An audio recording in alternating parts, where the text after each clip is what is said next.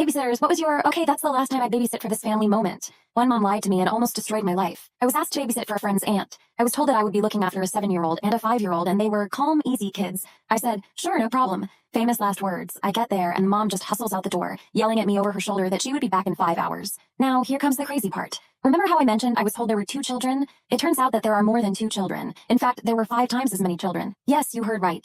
That woman took off and never said a word about the fact that there were more of them, leaving me to look after 10 children, all under the age of 7, 3 or 4 sets of twins, and they were let 10, 11 months apart, and then there were the babies. Honestly, I can't remember anything but the rage and anger I felt. So there I was, stuck with 10 children. I tried calling the mother, but she kept sending me to voicemail. I was so angry, I was ready to call children's services. The children were all around screaming for whatever reasons, so I said, screw it, I'm in it to win it. I want to make them something to eat.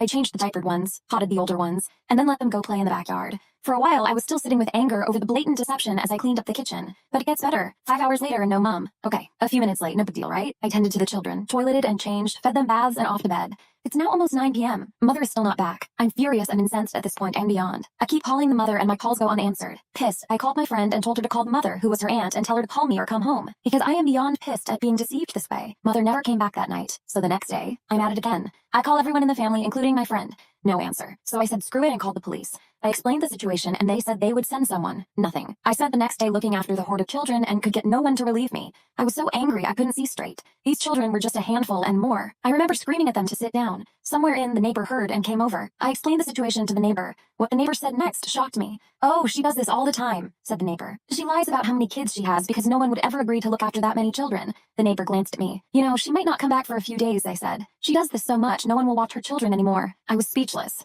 I ended up stuck with these children for nearly 5 days. I called the police and child services and made it clear that either they send someone to deal with the situation or I was leaving and the children were on their own. Obviously, I was bluffing, but I was sick and tired of being there with them. So after nearly 5 days, a cop finally drags their ass over and makes an appearance. There was this lady with them and they came in to talk to me. In the meantime, I was still tending to children. It wasn't until the children were being loaded into a van that their mother finally decided to make an appearance. She saw the cop cruiser in the van and literally freaked out, screaming at them to stop. They ignored her and kept loading the children into the van. I stormed over to where the mother was, pissed and ready to punch her. What is wrong with you? I shouted at her. I've been stuck here with your children for 5 days when you said you would be back in 5 hours. And you will be paying me every single dime I'm entitled to for sticking with me with 10 kids for this long. You didn't say one word about the other children. You ignored my calls for nearly 5 days and just disappeared. I'm not paying you shit, the mother screamed at me. You called the cops to take my children. No, I called because you abandoned them, I shouted back. Just then, a black car pulled into the driveway where we were arguing. It was the husband who had been out of town on a business trip. He came over to ask what was going on, and I told him the look on his face was not good. He pulled his wife into the house. You could have heard him down the street, even if you were deaf in both ears. He came back out and approached me. Shannon, I want to apologize for the situation. I was out of town for work and didn't know about this, he said.